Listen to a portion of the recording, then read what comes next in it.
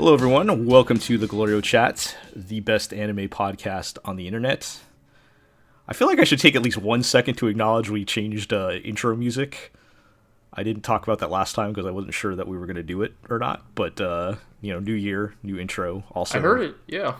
Also, I actually haven't heard it yet. I should go check that out. Actually, not... Yeah, something that's actually not going to get us instantly copyright claimed on YouTube like we have been for the past... who knows how long. Just write off Bradio, it's success or something. Yes, as much as we love Bradio, I had to find something royalty-free. Also, if anyone's wondering why I picked that particular song, I listened to a whole lot of royalty-free stuff, and the one I picked sounded like my favorite Ninja Slayer ED. Oh. I think it's number 4 because they change it every week or something. I mean, I could not. I can no longer. It's been too long. I can no longer remember. I don't remember the name of the. I don't remember the name of the band or anything. Just go look up Ninja Slayer ED4. I think that was it. and that reminded me of that. I am pretty sure there's probably at least one, if not multiple, YouTube playlists that are just every Ninja Slayer ending track. Yeah, and I mean nothing's going to be as cool as Bradio or appropriate, I feel, but at least we won't get copyright claimed now. Anyway, the views will roll on in. Now we'll really start getting that hot anime podcast money. Yeah. All right. Well, let's talk about some anime then. We're a third of the way into the season. About 4 episodes in or so. Oh, boy. Yeah, by the time you're listening to this, it will already be the second month of 2021. Jesus Christ. Yeah. It's crazy how, we're already 6 months into 2021 here. But I used that joke last time. Yes, I think we used that joke last time. But anyway. 18 months into 2020. On the podcast today, I'm Jel. I am joined by Iro. Yep, I'm not dead yet. Still with us. I am joined by G. What's good, everyone? And this week we're joined by Artemis. Hey, good to be here. And I think it's my first time for 2021, so Happy New Year. Yeah, we've only done Happy New Year's. January 31st. We've only done one in 2021. One episode so far, believe it or not. But, yeah.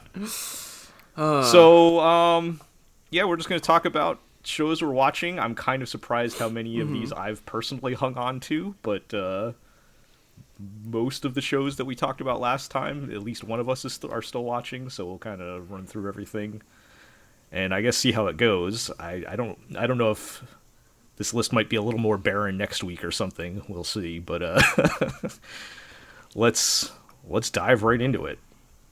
So we're basically just going in the same order we've been going with all of these. So we'll start with Log Horizon again.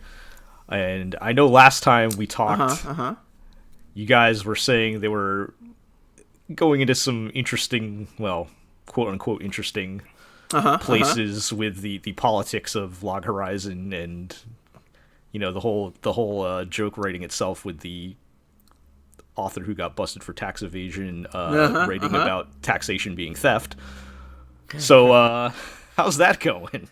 Not as bad as it could be, but I would say still on thin ice. Yeah, I guess the nicest thing I could say about Log Horizon at this point is that, unlike most anime, it is an anime that undeniably has a set of politics that it subscribes to, and in some ways, I think that is still more interesting than most anime, which tend to be pretty gutless about their agendas and ideology, or at least dress them up in a lot of subtext. I feel like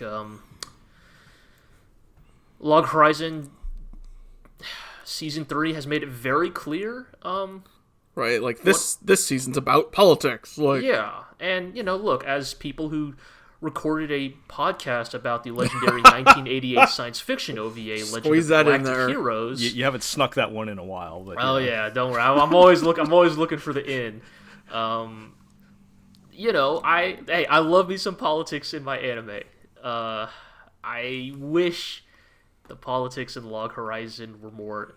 It's not even just the politics themselves. I wish it were more interesting, I guess. Right.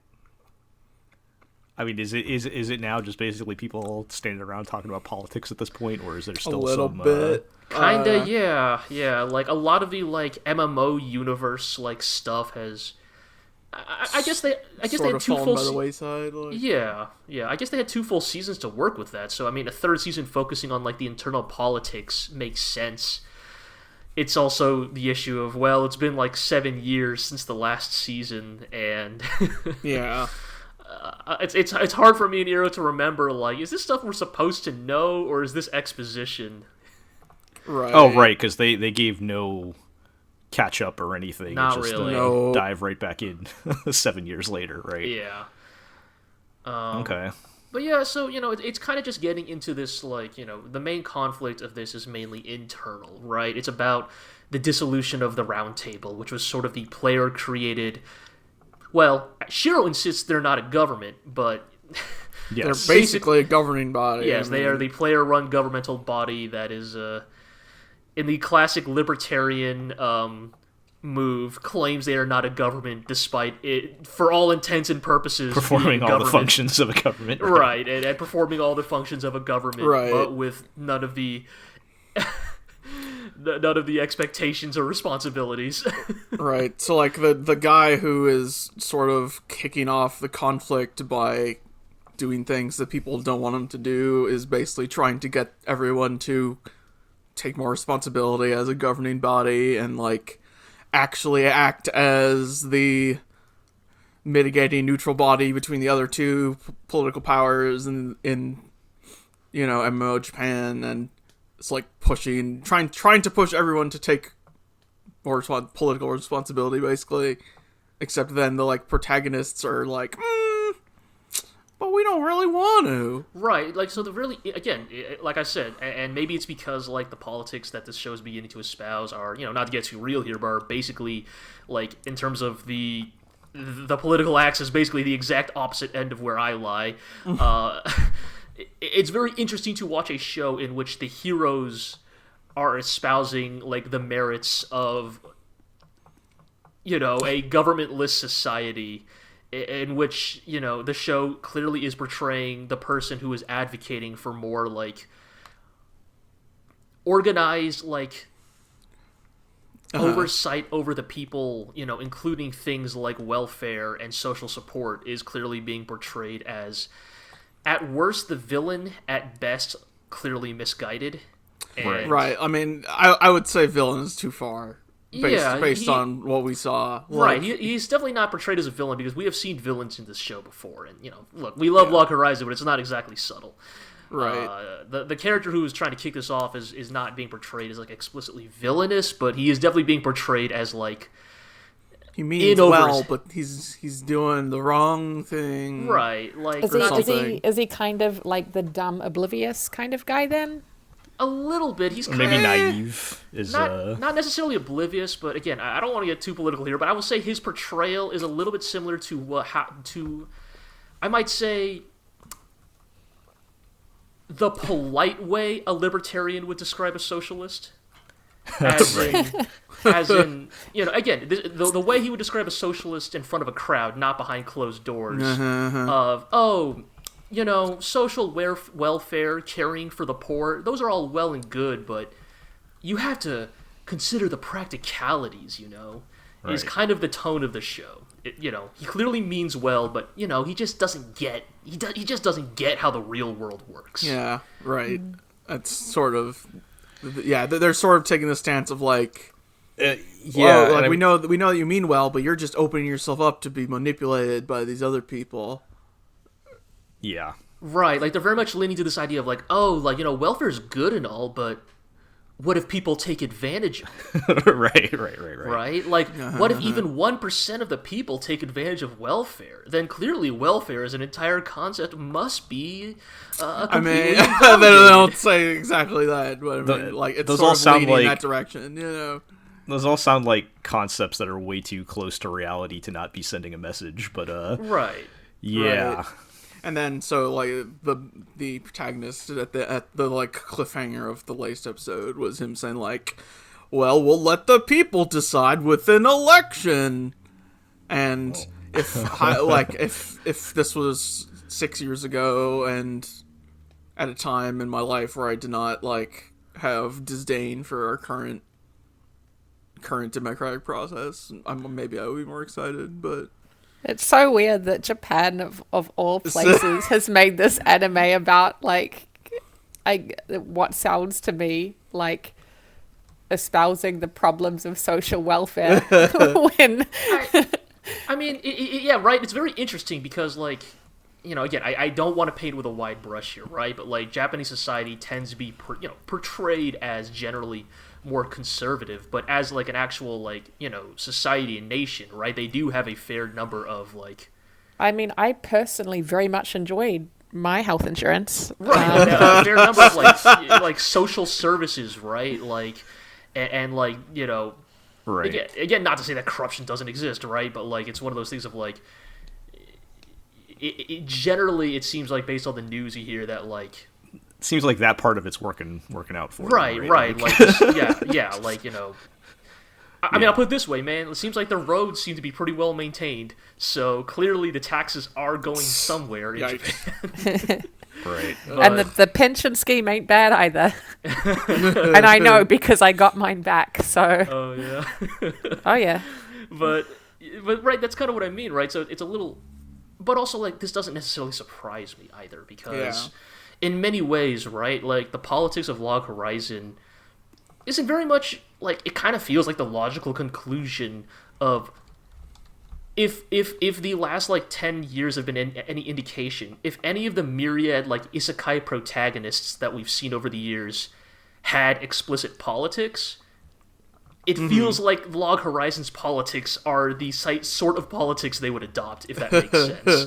Like, these very, like, individualist, libertarian, you know, might makes right approaches the thing, like, to it's life. just especially weird because, like, season 1, the whole thing is that there wasn't as individualist, right? Like, he literally set up, like, it's weird to have them talking about this thing that's not government or whatever, when in season 1 it was very much positioned as, like, a player-run government, right? Right, like Shiro, the main character, in season 1 especially, constantly espoused the necessity of, like, individuals in society, right, to, like, come together to you know, to form some sort of, like, again, they keep trying to avoid the word government, but some form of, like, cohesive societal bloc that can, you know, enact the will of the people. Still not a government, by the way. Right. So is the next logical step they hold the elections, the socialist guy gets elected, and then it all goes wrong? Is that yes? So this is where maybe the message they're going to send? That I'm jumping at phantoms here again, but my fear is that yes, the socialist elf wins the election. And you know, and that is your, like, mid-season, like, big conflict, but then, right, everything goes to shit so that Shiro can swoop in to save the day and prove that social welfare is a corrupt concept. Right. And can't wait for that. Yeah, it's one of those things of, like, I don't think it's necessarily going to go as far as we are saying here, because, like, Shiro himself even says at the climax of the most recent episode that he claims he will find a way to ensure that all parties come out of this, you know, satisfied with his solution. But also, he is still very much, like, clearly positioning himself in opposition to, you know, his, you know, the Karl Marx the elf here. So, yeah, I don't know. It's weird. Like, it's just hard to tell, like, did we just get older and, like, this stuff just doesn't sit well with us anymore, or did Log Horizon itself change? And I'm not 100% sure which is more... It's been too long to remember if that's what they were going for. Yeah, I don't know. I mean, I guess from what we established last time, this part of the story was written much more recently than the content years ago. Yeah. From previous seasons, so maybe... You know, more recent world events have shaped the author's desire to put his opinions out there. I mean, it's funny because, like, I have zero desire to ever watch Log Horizon, but I feel like this as a sneaky way to talk about politics. It's kind of interesting. But let me tell you, there are a lot of corners of the internet that are currently using Log Horizon as their fucking as their way to talk about politics on boards that are not related to politics. Right. So. And I do just want to say outright that I am mostly joking when I am calling the guy a socialist. He's not even he's not even actually a socialist. Like he wants welfare, but like he is not like trying to enact like an actual planned economic system. It is more just that like it feels very in step with like a libertarian mindset to even call something as like minor as like welfare full on communism. I mean, but like it is not to be actually clear, and also the show has not used these terms in any way. We're projecting. Yes, I will say they have been smart to not actually say like libertarian and socialist, but it's more just their actions speak to the ideologies that they are espousing. Right, the concepts are there, whether you want to put the labels on them or not. But yeah, all right. Well, we'll check on that next time. Sure will. Let's move along to The Promised Neverland Season 2. I have not watched any more of this and probably won't, but it seems Iroh, to be, you mentioned some interesting developments though. It's that happened. diverging from the manga pretty hard so far. How did they manage to fit, last I heard, 50 episodes of 50 chapters of progression into a single episode? Like, so, I mean, I'm going to be about to do some That's fine. Spoiler warning, but like, you've read the manga, and so you know that when they reach that first shelter, there's a character who is already at the shelter who drags them to the next plot thread, basically. Yes. And that character was not there in the anime. That's odd because that character is fairly important. Yeah, and so there's an episode that's like a montage of them learning to live in the shelter, at which point it's bombed and commandos swarm in. Like the commandos from the end of the manga? Yeah. And so it brings up some questions of where it's going. You're right. I've heard, I've seen headlines on ANN, for example, that like there will be a quote unquote original scenario in season 2 overseen by the original author.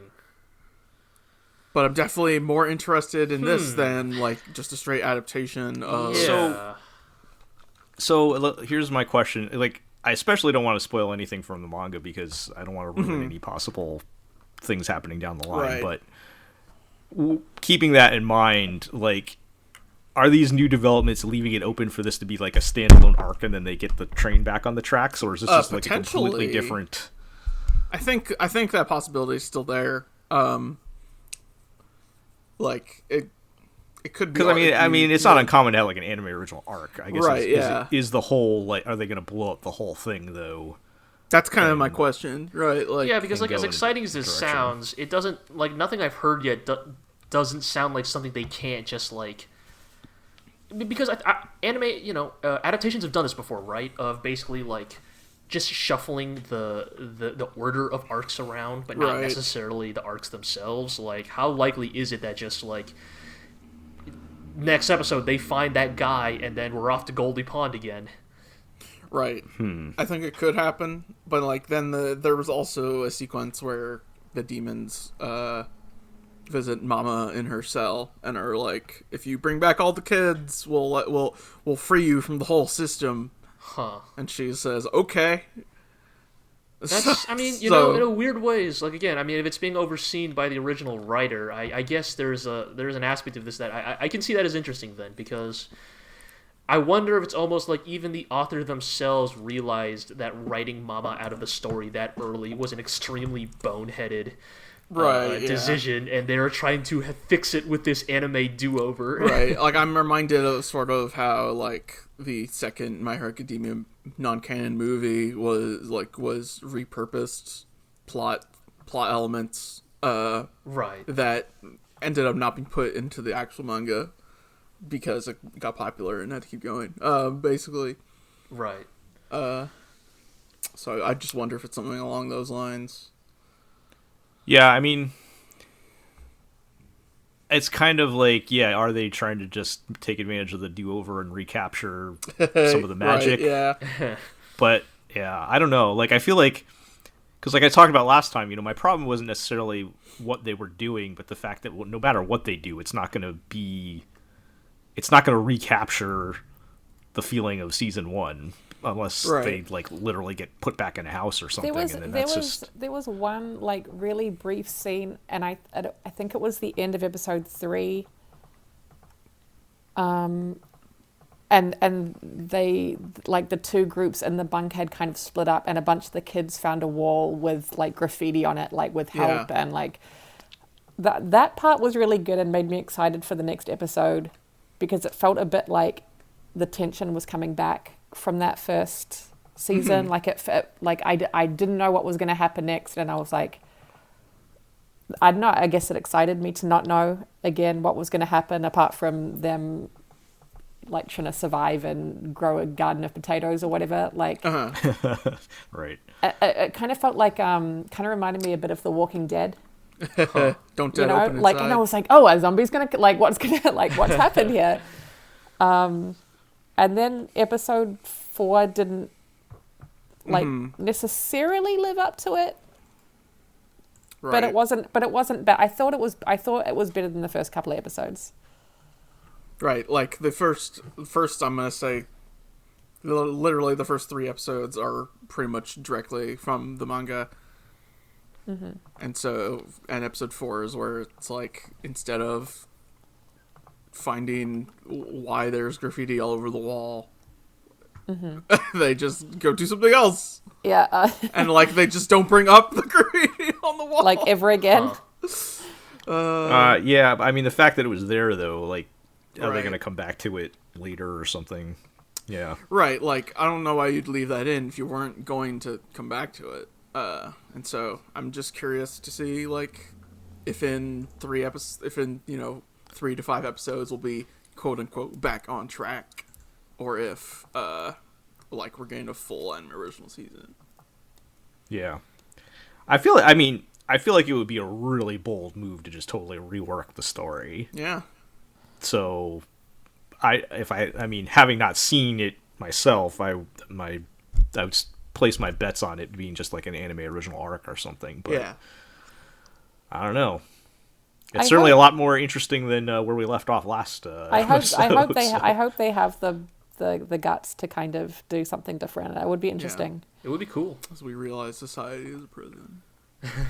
I mean, because like this is one of those weird situations, right? Of like, normally, I mean, I think a lot of us we grew up in the era of anime where anime original ending was a pejorative, right? Like you think about the infamous like Full Metal Alchemist original ending, and like Soul Eater, right? Like... Yeah, you get shivers down your spine. It's there's some long, deep scars left. Has there ever been a good anime original but ending? it was normally only when the anime had caught up to the manga, right? And there was no more manga to draw off, so they were forced to do it. Exactly, but so it's kind of interesting now that we're talking about a work that is already finished, and finished in a way that left many people, less than high on it, and so it's weird to now live in this era where hearing anime original ending and go, might be the better. Sure, well, why not? That might be this in a specific case, but. Yeah, I hear you. That's traditionally not been a good sign when they've had to go that route. This is now reminding me of like Blood Blockade Battlefront, when it did like most like late 90s, early 2000s move you could of introducing an anime original character, but somehow made it work and made it arguably even better than the source material. Right. It just added, like, it allowed them to take a block of episodic stories and create an emotional through line. Right. So it can be done. Why don't it can be done. 3 of that, but, man? Yeah, man. Yeah, get us another season of that. Right? Yeah, and bring back White while we're at it, man. Sure.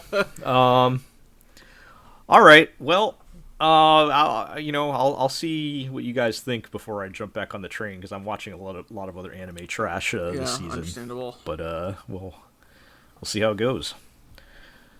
All right, let's talk about Cells at Work, or I guess more specifically Cells at Work Code Black. I mean, what we used to call the Cells at Work block has now like bloated into like the Cells at Work flotilla, like. So, I have to admit I have not caught up on Cells at Work or even Cells at Work Black this week because there were a lot of episodes in the last 2 weeks. 2 weeks ago they did a double-parter for Black. So, there are actually now 6 episodes of Black out there and 4 episodes of Vanilla, so to speak, and that's a lot of anime to watch. Let me tell you. It's a lot of Cells at Work. Yeah, it's a lot of Cells at Work, and like, again, like, as the person who's like arguably like the biggest fan of that series, like, it's a pleasant show, but you know, you can only eat so much cotton candy, right? Like, it's a lot to get through. So what did they do for the double episode? That said, that double episode, I think this double feature for Black is, like, in many ways the most, like, pure expression of Black's thematic intent compared to Cells at Work Vanilla, because this two-parter in Cells at Work Black is it's the Operation Yashima of busting a nut. Oh God! What do they do? Like erectile dysfunction or something? Oh yeah, dude! This two-part episode is we about. have to get all the electricity from Japan. I'm not even joking. Like, people looking at monitors, reading off percentages, and talking about needing to deploy the red blood cells. Get out the timpanis. Look, I don't want to get too crude with this, but it's basically redirecting blood the way you'd redirect power. Is it? Yeah. Basically, like, everybody's in the middle. Fucking siren comes on saying that, like, arousal has been detected. Arousal has been detected. I repeat, arousal has been detected. All red blood cells report to battle stations. Yeah, basically.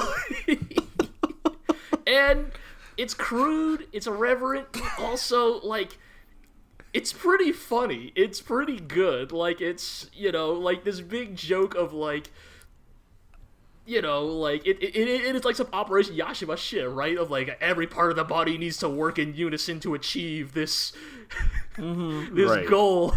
And because, yes, the implications seem to be that they're, you know, Black, you know, for those, you know, unfamiliar, Cells at Work Black is the spin-off that takes place in, like, a very clearly unhealthy body. Yes, there erectile dysfunction comes up during the episode. And, yeah, it's a lot. It's a lot. I don't want to, like, get into describing all of it because look, I don't think we're exactly a family-friendly podcast here, but it's a lot. There's a lot going on here. It's a lot. We know how it works, so that's fine. But I guess I have to admire their their candor. It's the thing we all talked about, right? If Cells at Work Black is the edgier, more gratuitous, like, spin-off, like, it is doing the things that, you know, vanilla Cells at Work, which is more like edutainment, could, like, never even begin to entertain because, you know, this show is ostensibly, you know, for children or something, right? Like, but I will also say, it's a two-parter, and as much as I loved everything I just described was episode 3. Episode 4 is where then we get into the for better or worse aspects of Cells at Work Black, where, yes, it is funny, it is crass, but also it is gratuitous, maybe to an unnecessary amount, because the twist of the episode is that after the successful operation, the body gets infected by gonorrhea. Jesus. Yes, the body catches an STD. They're just going for it, huh? Yeah, no, they just go for it. Yeah, and again, I was initially laughing my ass off because, like, oh wow, you're just doing it. Like, all right, fine. Except then you realize, oh, this is the episode where you realize, oh, this chapter, in a lot of ways, this must have been the chapter that kicked off Cells at Work Black. Or many of the aspects of Cells at Work Black. Like, oh, this chapter is why the white cells in this version are big-titted anime ladies instead of dudes, because turns out in this show, gonorrhea is portrayed as a hentai tentacle rape monster. Oh, and great. Oh, I see. yeah, it kind of sucks. It's kind of no way around it. Like Up until this point, I had been like vaguely impressed with everything you'd described. Right, Yeah, right. That was my feeling, Artemis. I was like, after episode 3, I was like, wow, that was really, you really went for it. But I admire your audacity. Like you just did it. And then episode 4 was like, oh, and then you took it too far. Like, right. And I don't need to get into the descriptions. I'm sure you can imagine what happens. I Yeah, mean, we can look, connect the dots on that one. It's not explicit, but it's a lot of like, evil dudes licking ladies and stuff, right? Like it's it's bad stuff. It's bad stuff, and Yeah. there are parts of it that I did like they introduced like the white blood cell captain of this body, and she's got like a scar over her nose and an eye patch, and she dual wields katanas. All right. And, like there's almost like a fucking almost near automata vibe to it, because like she gives like this fucking like Yorha glory to mankind speech like before they fight gonorrhea. It's like I was like, again, it's like this episode's gratuitous, it's bad, like but there were also parts where I was like, okay, fine. Like play this orchestral like theme as this like badass scarred up anime lady is talking about like glory to the body and all this stuff. And then what's it called? Penicillin shows up in the form of an orbital laser. Sure. Yeah, see, you just take out the hentai tentacle monster, and all that sounds. It sounds fun, right? It's pretty like fun, right? Like I hate to say it because and I don't want to excuse it, because like if you do ignore that part, it still is a really fun episode. But like you have to like you got look, I have to recognize that other part of it exists, and like it's just there for titillation, right? And I'm still gonna watch it because again, I think it is more interesting than Cells at Work Vanilla in the ways that like it is carrying itself. Like the next episode preview is about hair loss. Okay, sure. Like again, it's like, all right, fine. You know what? That's a premise I actually want to see. Like what happens there, but. I think for better or worse, episodes 3 and 4 really just do encapsulate like all the good and all the bad about Cells at Work Black. So, well, it's a lot of fun, but also you have to, it's what we might call in the biz a problematic fave. They really are going to do COVID at the end, aren't they? Dude, after episodes 3 and 4, like I've just accepted like nothing is off the table for Black. Like nothing is too shameless for this show. Yeah. All right. Well, let's. Speaking of stuff that has no shame. Oh yes. let's talk about BEASTARS. Man, BEASTARS is wild. What'd you think, Joe? We're getting into some. We're going some places here. I was thinking about as I was watching episodes 3 and 4 how like obviously a lot of the media have done the like animal people thing, right? But like they're always for children basically, just going through this experience with a series that is exploring like the darkest, most depraved conclusions that would happen in a society like this. It's just like it's kind of I don't want to say it's shocking, but it's interesting. It's really good. It's again you would think BEASTARS would run out of ways to shock and surprise you, but it never really does. Yeah, I mean, doing things like, making an herbivore eat meat to prove his loyalty or something, like, or like episode 4, we had the herbivore stripper lady, and like all of this stuff, like it makes sense with the lore we've established and everything. So like, and I appreciate that it's not like necessarily just doing these kinds of things for the sake of like just pure shock value, or just like for I the think sake of being like dark and edgy or whatever. Right, like because we were just talking about, but yeah, compared to like a Cells at Work Black, right? The thing BEASTARS does is it uses its gratuity to like very like strong effect, right? For the narrative, for the world it's building, As I was joking with Eero, like, the herbivore strip club section, is it is. Why is that a statement that we're making? But that's what I mean, right? It is the epitome of BEASTARS in the sense of taken out of context, it is the most deviant, degenerate thing imaginable, and there is it would be impossible to explain or justify, right? But without because context, you've watched a full season of this show, you have the full context of its tone, its narrative themes. Then suddenly that scene becomes one of the best scenes in that whole story.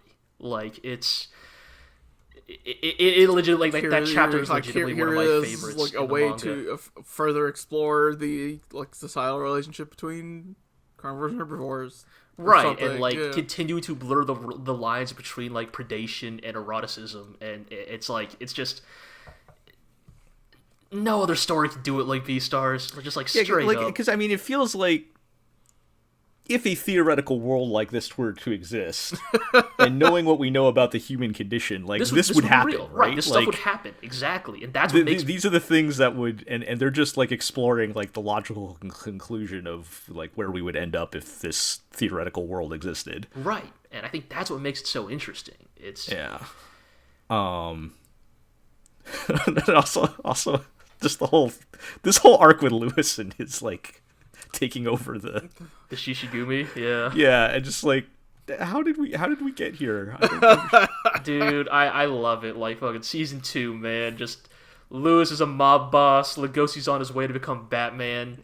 It's I am glad we got the grizzled panda guy back in the mix here. Oh yeah. But yeah, I just love I have no idea what's happening or what's going to happen, or I know we ended episode 4 with what's her name, Juno showing up at the door. Mm-hmm. I don't know why she's there. I don't know what's going to happen. Is she going to end up working with them? Who knows?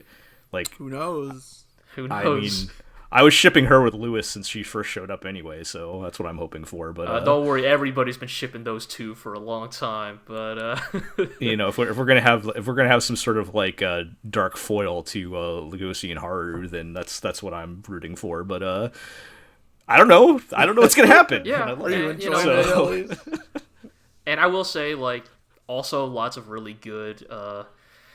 Got a lot of good, just dumbass Lugosi moments in these 2 episodes. I took a lot of screen caps. Just for potential podcast headers. I very much enjoyed the scene where it's just all the Predator dudes hanging out on the roof, and it is that reminder, oh right, yes, these are still horny teens at the end of the day, so of course they're just asking Lugosi, hey, did you do it, man? Right. Is that even physically possible? Right. Saying it's so again, it's crass, but in the context of BEASTARS, it totally makes sense, right? Right. They're all high schoolers, so of course they're horny and curious, right? Right. And of course, Lugosi's response is just gold, just pure gold. It's perfect. I mean, his character development's the heart of the show, right? And I love where we're even going with him, but yeah, it's everything I was expecting and hoping for so far. And I love that you guys know what's going to happen and I don't. But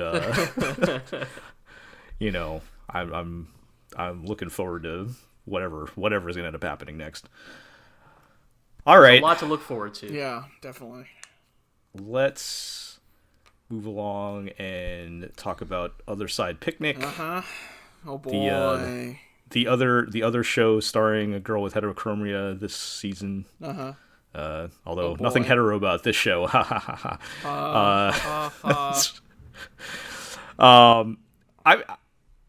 feel like we've kind of settled into a formula with this show of monster of the week that separates the 2 girls, and then makes them realize how much they pine for a while about how much they want to be together, and then we shoot the monster with a gun, and then I don't know. That sounds all right. It is kind of all right. they mixed it up a little bit in was it episode 4 where the shut-in girl has to Yeah, with her shotgun that's bigger than she is. Yeah. But I think, and this is going to come up when I talk about Wonder Egg Priority, because I feel like there are some parallels to be drawn between these two shows, but I'm kind of appreciating the characters being a little bit older.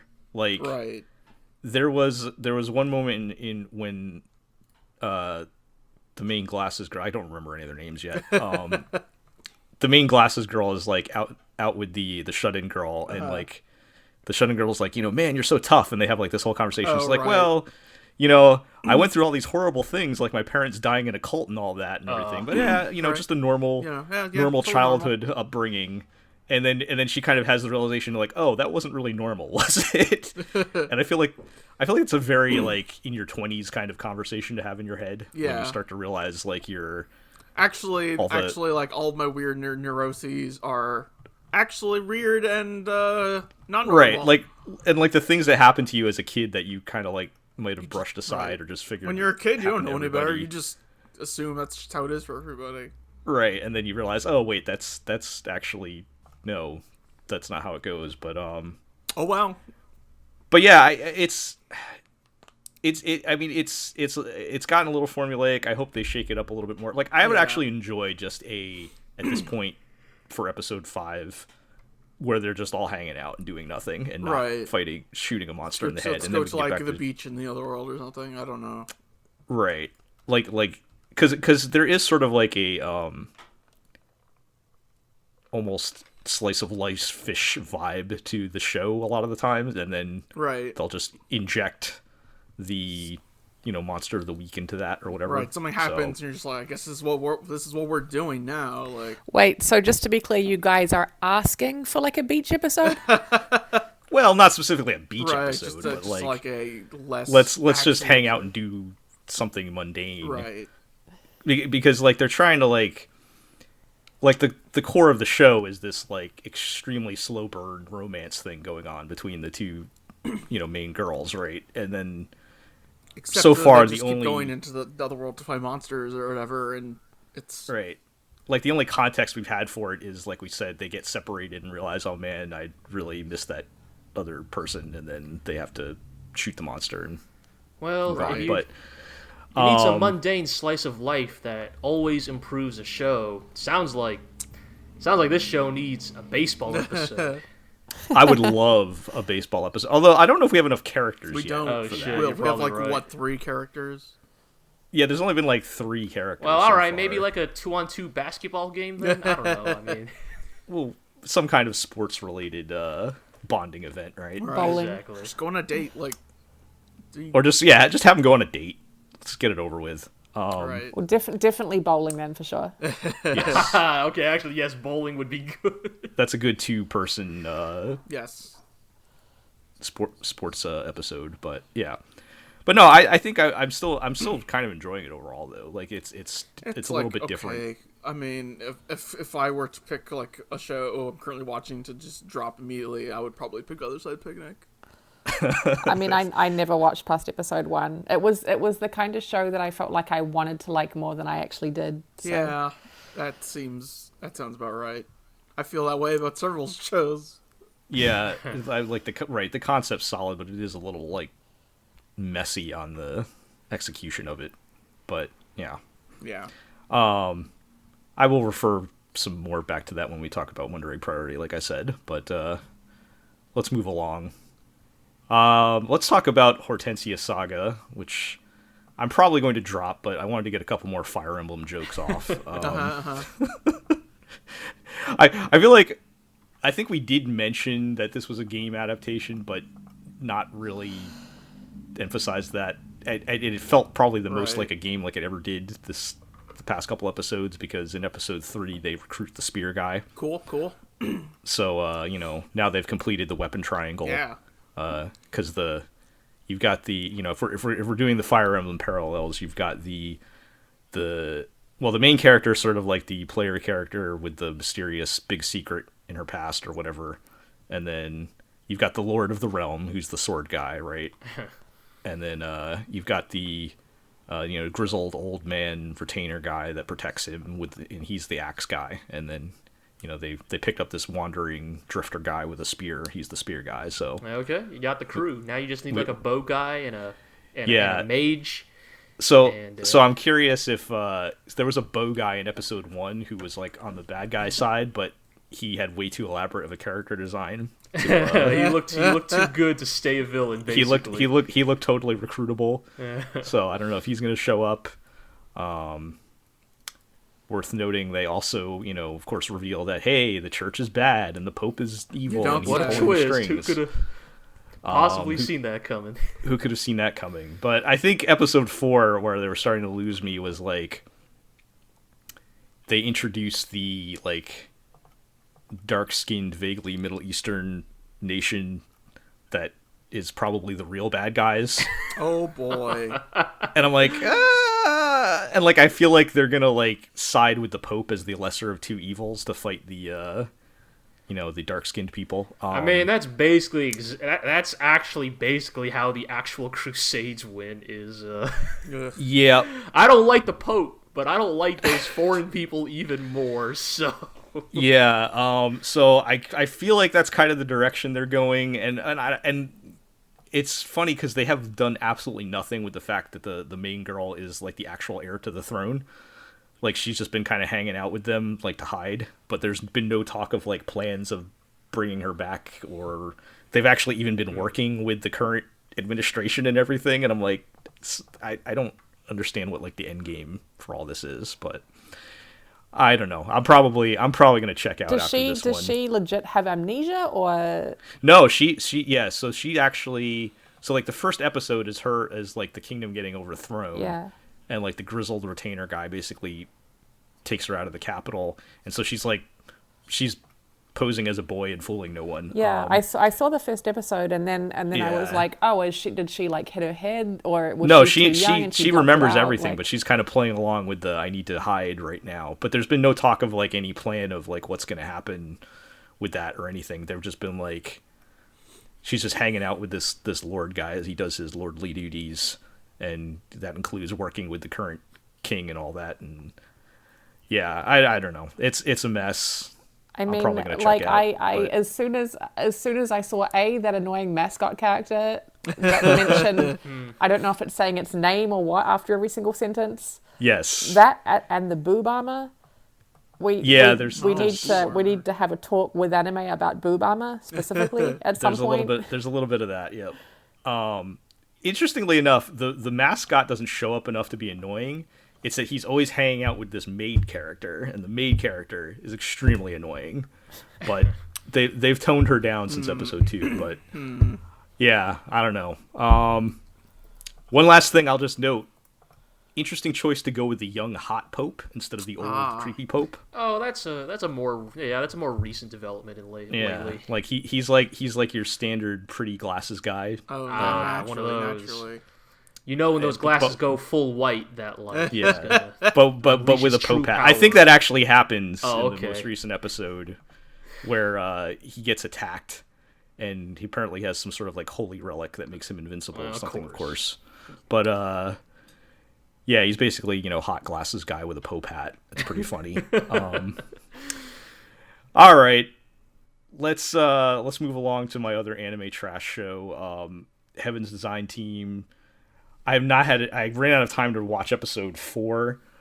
I'm enjoying this show, but it's really stupid.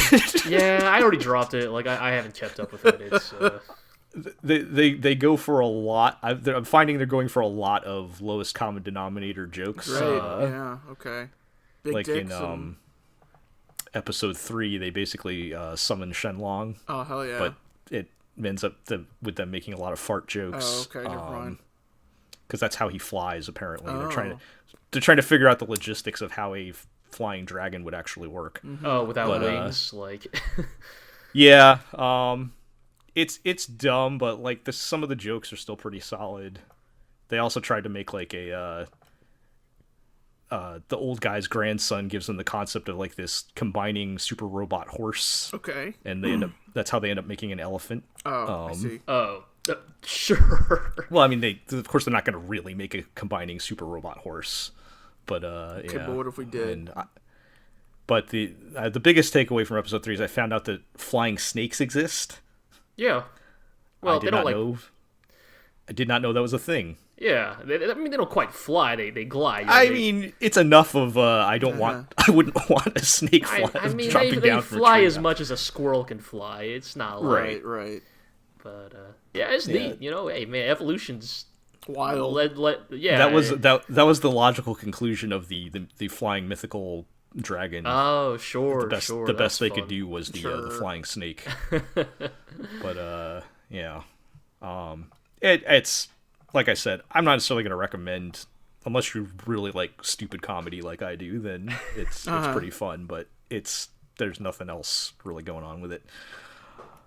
All right, let's talk about Horimiya. Yeah, sure. Something pretty good.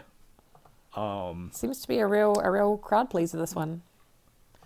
Yeah, I don't know if it's quite as amazing as a lot of people are billing it as. Like, it's very good. It's probably like one of the highest quality, like, just anime high school romance things I've seen in a long time. But I don't know if it's like, other than, you know, we talked about the fact that everyone is actually honest with their feelings. I don't know if there's really anything, you know, particularly unique or special about it. But Yeah, I do think it's pretty good. I definitely wouldn't say it's a unique anime, but I genuinely like the fact that everyone is pretty much nice to each other. Yes, Like, that too. hey, we can be at a high school They're all just and buds. get along and not be bitchy for the sake of being bitchy. What do you know? Right.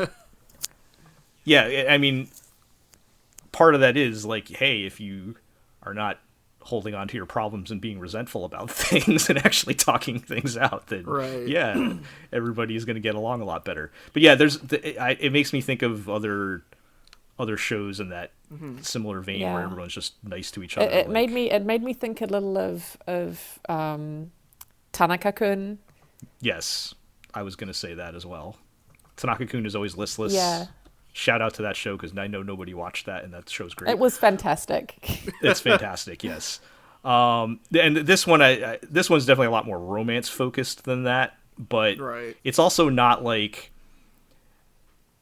it's not like really as plot driven as your typical romance anime. Like I feel like they jumped from, like, in the first episode, from like the first time they met to like several months later to like several months. Yeah, it's like next scene we're already like friends and hanging out or whatever. It's not quite a sketch show, but it's not quite a overarching plot show either, I guess.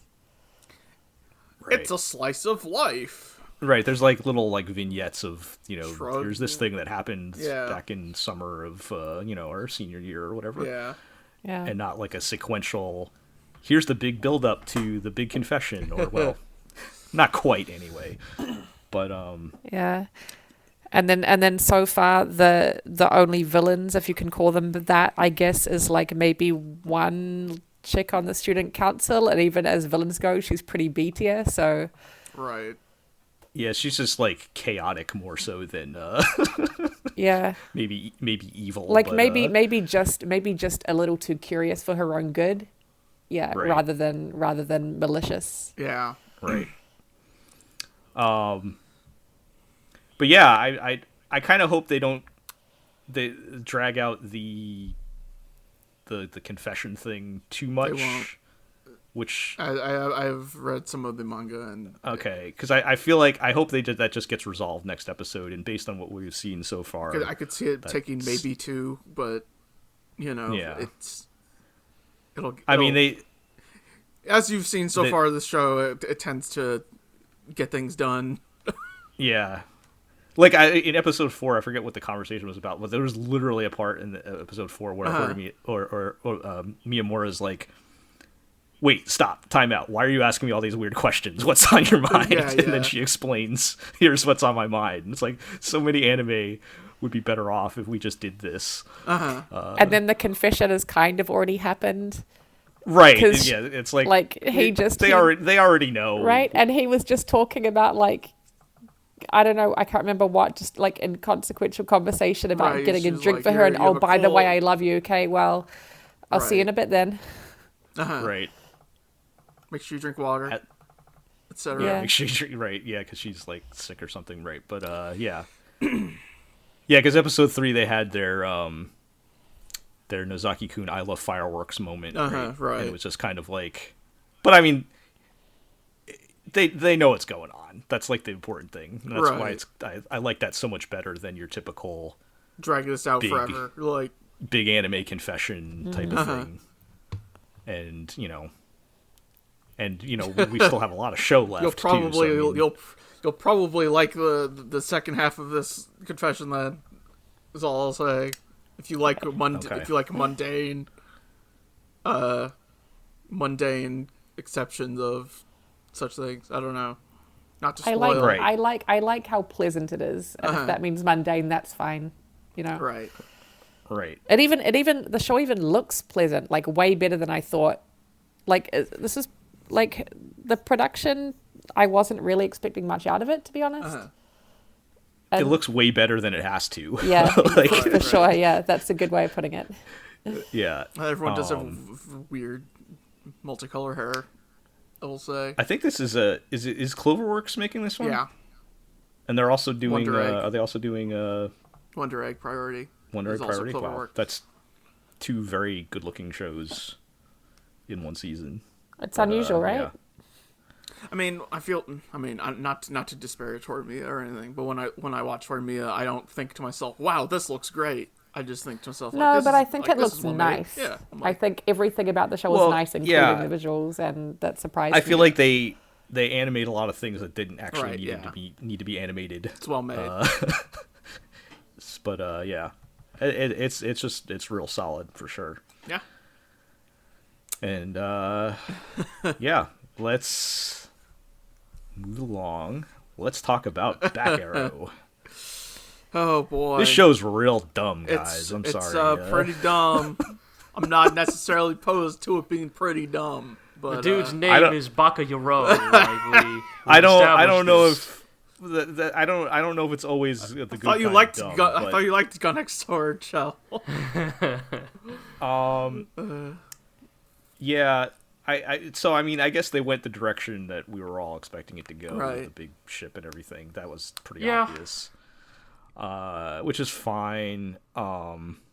If I had one takeaway from this, I really hate what's the one kid bit? Yeah. He sucks. He sucks. Yeah, especially with, like in episode 3 when he turned out to be a total bootlicker. Yeah, right. Right. Yeah, but I mean, the whole fucking town turned on him, so... and even in Back 4, Arrow. he's like, why we shouldn't trust this guy because I screwed up last time. Anyway, when they bring on the guy's like totally not Zhuge Liang, Right. but I don't know. I just kind of feel like the show's kind of going through the motions. Like, I'm A little bit. not really. Go ahead, Aro. Yeah, like it makes me think. It feels very throwback of like these types of shows back in the day, Right, where but I we feel would like- just spend so much time on this sort of establishing stuff that isn't really all that necessary. Fighting these filler villains, Also, I do get, and again, I agree, yes, throwback is the right term for Right. it. I mean, but, I'm like, not feel saying like- that's good. No, I mean, it can be good, Yeah. but I think it's just like, even here, it's like, the things they're throwing back to specifically are, like, not even necessarily the best parts of, like, this type of genre. Exactly. I don't know. I'm in a really weird place with this because I think that every now and then I see sensibilities about this show that are very fun to me. Like, for example, episode 3 when, they tie up Back Arrow and, deliver him to, not America or whatever. Yeah. And eventually, like, the big climax is, like, Bit mans up and, like, throws the transformation ring at Back Arrow, and Back Arrow breaks out of the ropes And like the implication is, oh, he could have escaped at literally any time. Right. He just chose Yes. to stay there. Like there are aspects like that. I'm like, okay, that's pretty good, right? Like that is like some primo like Nakashima logic, but there's something. It's something about like the execution, the presentation. It's like it's maybe just like not quite bombastic enough. Right. And I feel like every time I'm watching this show and seeing the Nakashima gags accompanied by, like the CG mechs or whatever, and I'm like, in my mind's eye, I see how this show it would be way better if Maishi was directing. yeah, right. It's such a shitty thing to say, Right, sorry yeah. to Kogoro Taniguchi, but like, yeah, just every time I watch this show, every time there's like a legitimately good joke or visual flourish, I just think about how Imaishi would have done it like 3 times better. Yeah, like they have the fight with like the 4 fiends. And Right, I'm right. sorry, but that looked like ass. Like, Dude, the it 4 was fiends just, look like, so bad. Their mechs look like ass. They look like ass. Right. Like it's like, you look at like the 4 generals yeah. in like Gurren Lagann, right? And it's like they all had like such fun, like unique designs and like Right. over the top And like, personalities. I want to think the joke is that they do look like ass, except they're not quite. It doesn't go quite far It's enough. not quite obvious enough, right? Yeah. Like haha, see, they all use the exact same mech basically, but with like one like elemental flourish, and it's like. They need to look shittier. Right, they need to look crappier, right? Like again, it's like it's the thing Imaishi knows how to like make flash tweening like look good or intentional, right? Like he knows how to make things intentionally look like crap because it's funny, and I feel like this show is like just missing that. Like there's that joke where like they each of the 4 fiends introduce themselves and they all have exactly the same conviction, just like worded differently to reflect their elemental pun. Yeah. And, like, I feel like the Imaishi version of that would have, like, even just, like, repeated the animation. You know what I mean? Like if Imaishi directed this scene, he would have just reused literally the exact same animation. Just, Right. Repeatedly. And it's, like, those little things that I think that back arrow is missing that...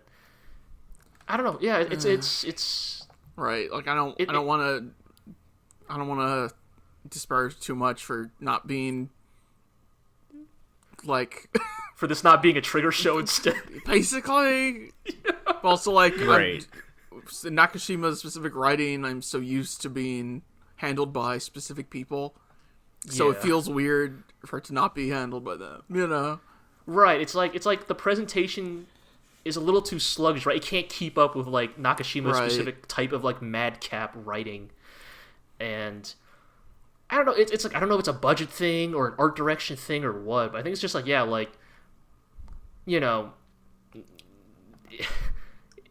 it really does kind of just feel like store brand Gurren Lagann, right? And like even Gurren Yeah. Lagann was like store brand like Get a Robo, Right. And- Get a Robo Zabungle. Yeah, exactly. But like Gurren Lagann was like the good store brand at that one local grocery store that like got it directly from like I don't know Local their farm or something. suppliers, right? Directly from the farm. Whereas like this is like, you look at the ingredients on the back of Back Arrow's box and it says like processed animal parts. Or something. Like, you don't know what animal and you don't know what parts. You just know that like something went in here to. Yeah. Yeah, there's nothing, I feel like there's nothing in this anime I'm going to remember a year from now. Right. Like, other than, like, oh, it looks like something that was made in 2003. But beyond that, like, I don't feel like This anything... needs to be as crazy as Kama Lucifer or something. Like, I don't know. Like, Yeah, like, I don't feel like it's doing anything to, like, stand out with its own, personality or own...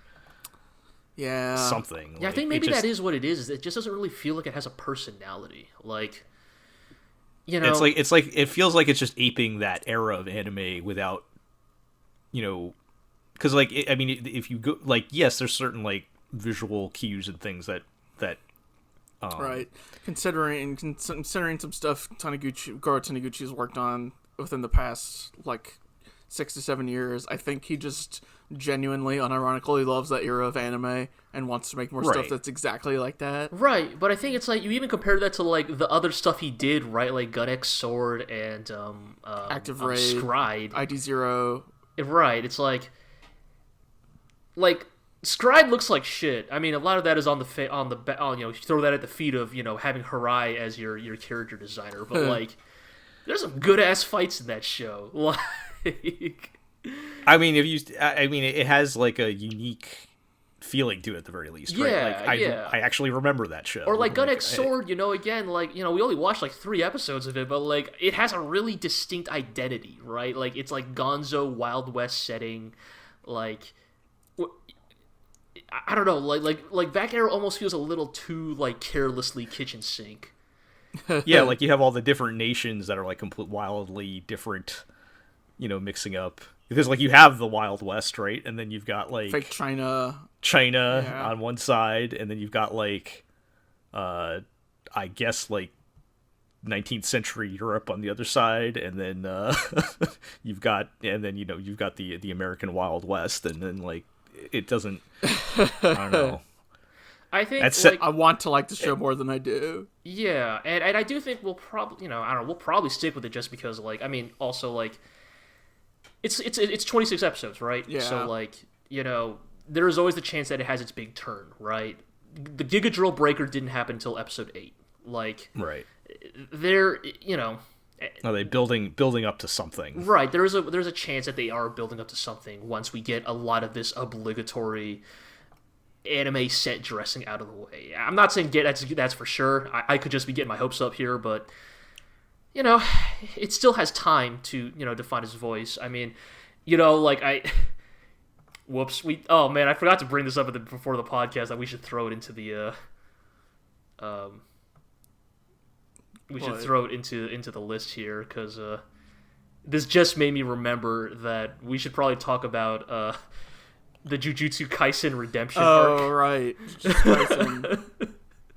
Oh, like the show redeeming itself? Yeah, like speaking of a show that took a little bit to like build up, but is now genuinely really good. Like, we got time to throw that in there. All right, just real quick. Oh, Jujutsu Kaisen's really good now. I mean, now that they've got to the like tournament battle arc, and we have the talking panda fighting a robot. It's a really good tournament robot arc. using his drill arm and shooting a giant laser beam. He's got rocket elbows. Panda's panda form is destroyed by the laser beams. He has to turn gorilla mode and fight this robot. It's all just ridiculous battle shonen stuff, but it's like really well done. And like the thing that Jujutsu Kaisen did really well, like starting just like a few episodes ago, is you can immediately tell it's like starting to take itself less seriously, and that's helping it a ton. Like, right. Right. Like, Jill, you'll appreciate this. Like, it's starting to, like, lean into this aspect of, like, the whole cast are dirtbags, and they all treat each other like shit. Like, they're all assholes to each other. And, right. in that, like, friendly way, but they're still all just, like, total fucking jerks. Right. In a lovable way. Yeah, course, and right? It works really well, right? Like, when, like, the main character, Yuji, like, he quote-unquote died earlier, in the show, and all of his friends thought he was dead, and he has like his big triumphant like, I'm back and alive, guys, right? And it's like any other show, right? You think of like, the Goku comes back to life moment.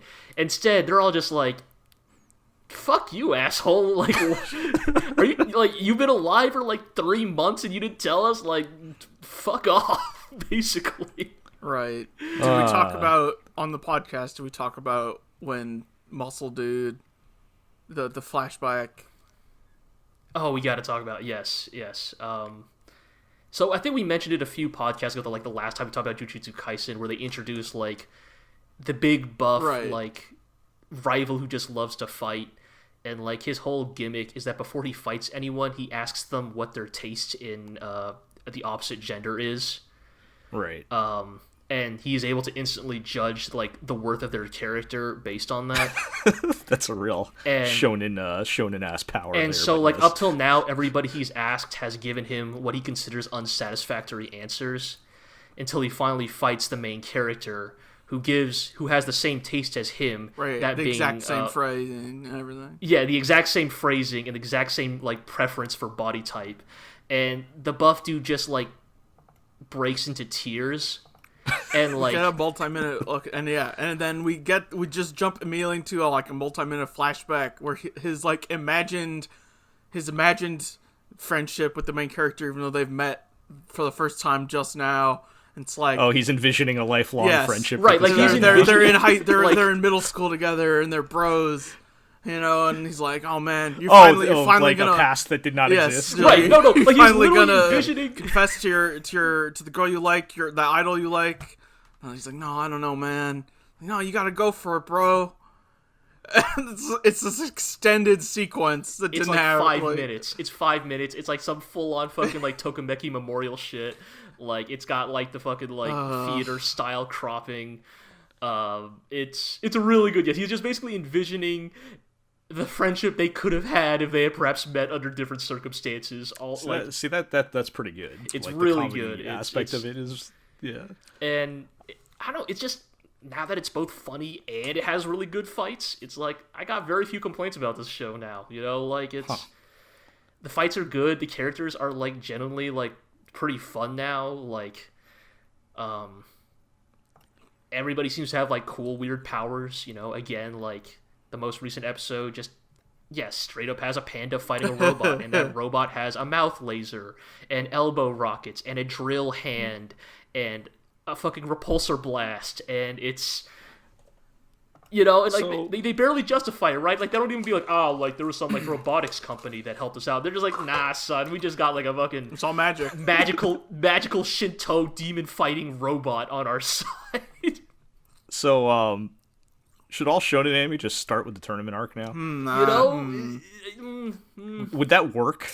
I don't even know, man. Need the, I think do you need the build up? I think the tournament arc has to be second. It always has to be second because you need to establish like the baseline of your protagonists, so that then you can introduce like your rival characters. But I don't know. I think in a weird way it works because like the cast hasn't grown too bloated yet, so you still have time to like focus on like really fun character dynamics. Like, it's basically, we call it a tournament, but it's more just like a 6-on-6, like, battle.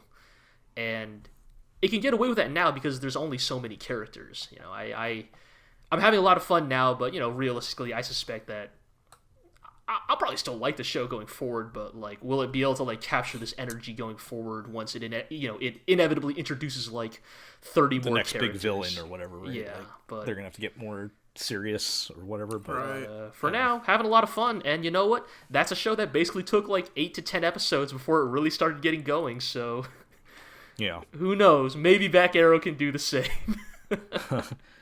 Well, I have a feeling Jujutsu Kaisen's probably going to run a lot longer than Back Arrow, but True. who knows? I don't know how long. I don't know how far along the manga actually is, but yeah, I'm not sure. Yeah, I don't know. Like for some reason, like normally I don't care at all about the big shonen ones, but for some reason that show, it just visually or whatever has appealed to me, and I never watched it, but maybe after I drop some of this anime trash I should get on that or something. I don't know, but I mean, Sung Ho Park does good work.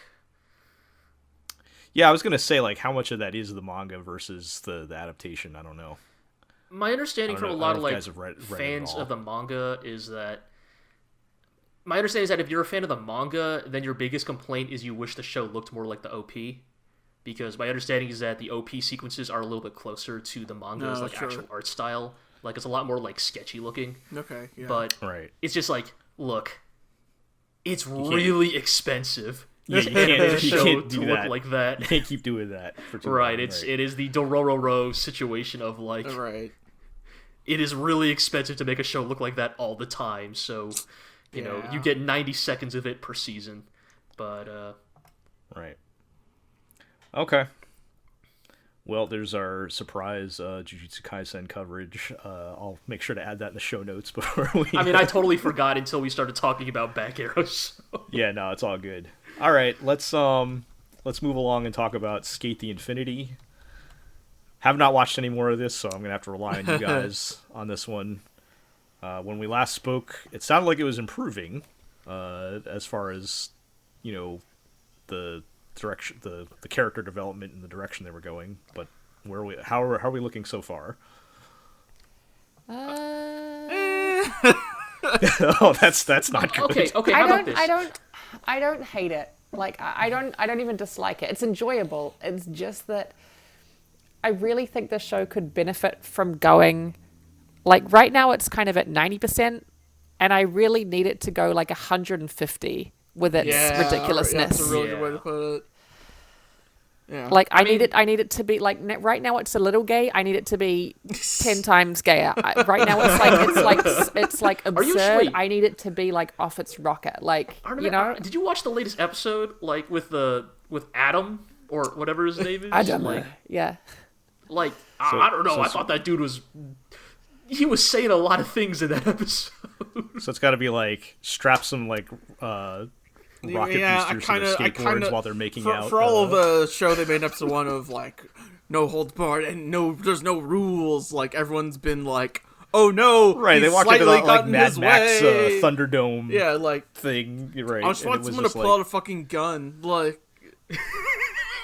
Just like what Adam tries just to like Jujutsu Kaisen, this show will also escalate by introducing the power of gun. Right, like fuck this Adam guy. He's trying to do like his dance moves. How about I just pull out a fucking gun and shoot you? Like, well, I kind of thought that's based on the first episode I saw. I kind of thought that was where the anime might be going. Like it felt like those old like arcade or like Sega games where you would have a road race, but then one like chain, one NPC would be like wielding a chain and someone would have a baton. Yeah. Like, because they had fireworks in the first episode. Right, like some dude was chucking fireworks. Right, Come on. But now he's like, but my fireworks are small time. This dude goes too far, and it's like, wait, no, you backed down so hard from your premise. Yeah, I think, like, I think in a lot of weird ways, like, SK8 the Infinity compared to, say, for example, like, Back Arrow. Like, to continue this, like, analogy, like, if SK8 the Infinity is like an 80 and needs to be 150, like, Back Arrow is at, like, a 50 right now or something. Yeah. Like, I think things like this with SK8 the Infinity for me is, like, I think it is executing decently enough on its formulaic premise. I think I agree with you, Artemis. I just wish it like every aspect of it, right? Like the relationship, the characters, the skating itself. I wish it just amp it up. Right, because at this point I've accepted that this show's not actually going to be like, this is not going to be the Yuri on Ice of skateboarding, right? Like this is not going to be like a particularly realistic take on skateboarding. So in that case, then this might as well just become a battle shonen, right? Except you fight with skateboards. Just like, go all the way with it. Go all the way, like just become Dragon Ball Z with skateboards. You might as well just embrace it. That's a good comparison. And I'm still enjoying it though. I think it's just it's so is it just a lot of them just hanging out and talking about skateboarding? No, they are skating. Okay. I mean, so, occasionally it gets a little too dialogue heavy, but there's skating in every episode, and it's a decent chunk of the episode as well. It's not just it still looks like nice. A couple of minutes here and there. Okay. Yeah. I'm assuming it still looks nice at least. Yeah, Definitely. it looks good. That's the thing too, like again, because you have these visuals where like the skateboarders are dressed like that's probably the only thing the show does like 150 is their outfits and whatnot when they're skateboarding. That's the kind of shit I want all the time. Yeah, like they look like a bunch of like Kiss fans or like. Or Harley Quinn fans, maybe, or some combination of the two. I will say, you know what I mean? Maybe, right, Artemis. I will say it's really interesting because again, maybe that's just what the Japanese skate scene looks like. But like, as someone from California, I look at the show and I'm like, did these people ever like watch a skate video? Like, do you know what actual skateboarders look like? Because like. Tony Hawk wears a helmet when he skates. He's just a dude right? in a t-shirt and some khakis, or whatever. His cargo shorts, yeah. right? Even if you want to get into like the Bam Margera jackass like adjacent skaters, it's like leather jacket, jeans. It's not like. I mean, but I guess that's the thing is I actually like that ridiculous aspect of it, but I do wish they just kind of like leaned into it even further. Right? Yeah. It doesn't reflect the content of the show. It's just right. Right, a visual element that Like- doesn't Yeah. make sense. You know, And- there's a character in this show who's a skateboarding ninja with an AI-controlled skateboard, and that should be, like, the coolest, most ridiculous thing in the Yeah. world, but he's just kind of lame. Yeah. He's also know how you mess that up up. until this point also just a side character. I mean, yeah, that's true. We haven't seen him do anything Part yet. of me wondered whether they were going to go 150, but they were saving it kind of for the finale. But I feel like this isn't the kind of show where you can really afford to keep stuff like that up your sleeve until the last minute. Like, you need to just go the whole hog the whole time. Yeah. Also, Yeah, like they need like Adam should have whipped out his like super move in like episode 4 is that like I guess he has just like such a strong control of like gyrotational forces he can skate uphill or something. And, like, Oh yeah, yes, it's that's with ridiculous. a move called the love hug. Right. It's ridiculous, but it doesn't like visually. It's not that impressive. Right, Right. it's He's just like like skating visually, it's uphill. just what him like leaning a certain Right. way or something. Whereas on the like board. if this Yeah. is like imagine the world where his move was like the Giga 720 breaker or something, right? Like, you know, like he can do a 720 so fast he can like cut through stone or something. It should, you know like, what it that should would- be? It should be like the Yu-Gi-Oh of skateboarding.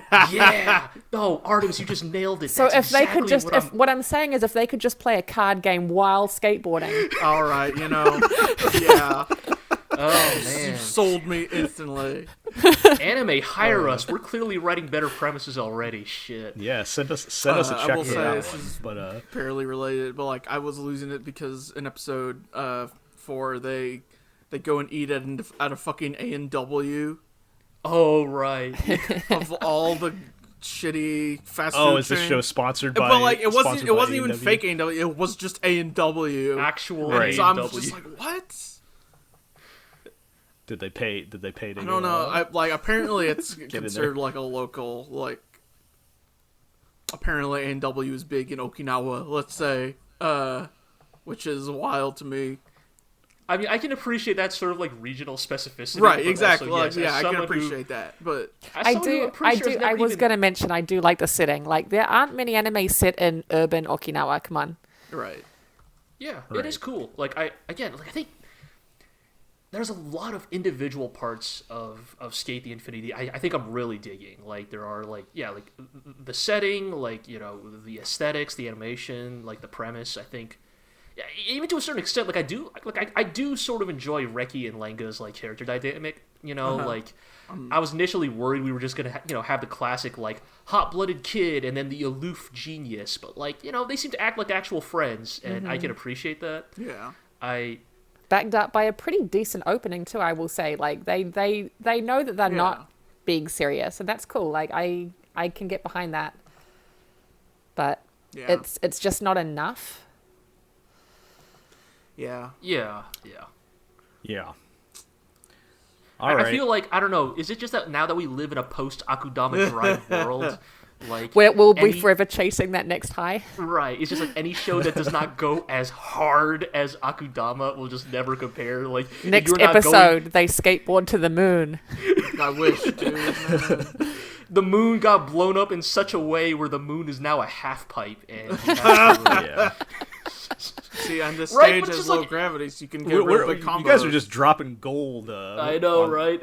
Gold ideas here, but yeah. I mean, that's the eternal struggle we have, where we want shows to, like, if you're gonna be a more slower paced serious show, do that, or if you're gonna be a crazy over the top 150% type of show, do that. But like so many anime get caught in the middle, right? Yeah. But I might buy into a little bit of the Akudama Drive hangover theory, though. I am still entertained enough to continue watching it. It's just not on my top tier. Oh yeah, no, totally. Yeah. Right. Like we'll probably stick with it. I think. All right. Well, let's talk about the last show on our list, Wonder Egg Priority. I may have some surprising things to say about this if you've been following what I said about it last time. But before I get into that, I do want to mention Zig wrote a pretty comprehensive review of episodes 2 and 3. Yes. And and please go read that, since neither him or Aqua are here to defend the show currently. Right, I was gonna say I feel bad because I feel like at least one of the Europeans should be here to defend the honor of this show. I'll defend it. I'm still good with this. Okay. Yeah, no, I still like the show very much, but when we last talked, I was jumping off a cliff for it, saying this is amazing because that's what I felt about episode 1. I would say my opinion of the show has cooled a little bit. Yeah. Moving forward into episodes 2 and 3, I think I've been trying to kind of narrow it down because, I absolutely love the presentation. Right. It's not really using the sort of weird, surreal stuff to really any advantage other than it looks cool. Like, at the end of the day, I've kind of feel like it's just like a really well-made magical girl show. Yeah. And I think the other aspect for me, and this is probably more of an opinion thing, is just, I talked about in Otherside Picnic how I'm more interested in like more older age characters and those kinds of problems. Right. And this is very much like middle school, high school type of problems, which just does not interest me as much. And that's maybe perhaps more of an opinion thing. Because I think about some of like the kind of weird, surreal types of shows that I normally like Ikuhara shows or something like that. And a lot of times they'll do weird things that kind of serve the purpose of the scene or something. Like, I was thinking of, there's probably a dozen examples I could think of in 2011 cult masterpiece Maru Penguin Drum. Just to throw one example out, there's a scene where like Ringo is remembering her parents arguing, and rather just have a flashback, it's like being told with like stuffed animals talking, and it's like super disturbing because like not only are you being informed about her parents, what led up to their divorce, but also like because of the presentation, like your brain is thinking about, subconsciously or consciously about how like this is, a child, and like, it makes it more disturbing. Right. Whereas in this, it's like, it seems almost like weird for the sake of having weird yeah, visuals. and even like when they do like the monsters and stuff are weird, but like all the narrative is very straightforward. It's very well done, but like they just if there needs to be a flashback, they just have a flashback. Right. I don't know. I feel like it could be leading up to more than just the monsters looking weird for the sake of it. Like you could be completely correct in that is just being weird for the sake of it. But given that we're only 3 episodes in, I feel like I don't want to jump to conclusions too quickly. Yeah, I feel like it's definitely still holding some things back for a reason. Maybe I'm wrong, but yeah, I mean that could be. I mean, like you said, it is still early. I do feel like everything that we've seen so far, like I'm trying to think of what other overarching plot might be, like, I mean, there's the question of why this whole terrible gacha machine even exists, but right. But as far as like the characters themselves and like, in a way, I kind of almost don't even really like the Girl of the Week format either, because I feel like we don't get enough time to really develop things to make us care enough, I guess. But and then like you've got the main girl is like trying to save her friend, and like we're not. I guess they're kind of working on establishing what their relationship was and why this girl's so important to her, but we're not quite there yet either. So I think that's just a matter of like time to develop. Also a little worried about like. So it's pretty clear that all the girls of the week basically have committed suicide, right? And while this was like, while there were a bunch of plot relevant or like emotionally resonant ways that happened in all 3 episodes, also the victims of episode 3, like we've reduced to just like trend following idol fans, like, and I'm just like wondering. Yeah, episode 3 was episode 3 was a little touchy. Yeah. I think because, that's one element to it. It that right, because they just kind of throw in those other girls that, like, yeah, we killed ourselves because our favorite idol killed ourselves. Yay! And they don't really address that at all. That's Right. just like a thing. It's that almost a happened. joke. Like, Right. I don't know. I feel like it was more like a criticism of the industry. right, yeah. Yeah, I think that's probably Or where at they're least going with I it. think that's what it they intended to meant be to read be, that yeah. way rather than just a haha. Yes, like, I think isn't this that's kind what of crazy was and funny. intended. But the girl that she meets, that's gonna, I guess, be joining the cast here. The girl who looks like she walked out of Rolling Girls. She does, actually. I didn't even think Every about time that. I see that character, you're I'm just right. like, man, remember Rolling Girls? She right, she definitely looks like she walked straight out of Rolling Girls, but I don't know, she, like, I've seen a lot of discourse about her character because she says some awful things, and I mean, at the end of the day, you kind of have to look at it as these are children that were Right. taken advantage of or abused or whatever. But also, But- I have little patience for like, look, she cares on the inside. Right, even though she's, calling this person that killed herself, this fat, useless, whatever. But it's okay And- because she's But fighting hey, to she's save trying to bring her right? back, so Yeah, she must I don't really know, care man. about her. And hey, she knows she cut herself, so Right. It's like, got problems. I don't know how to put quite into words specifically, but it's like,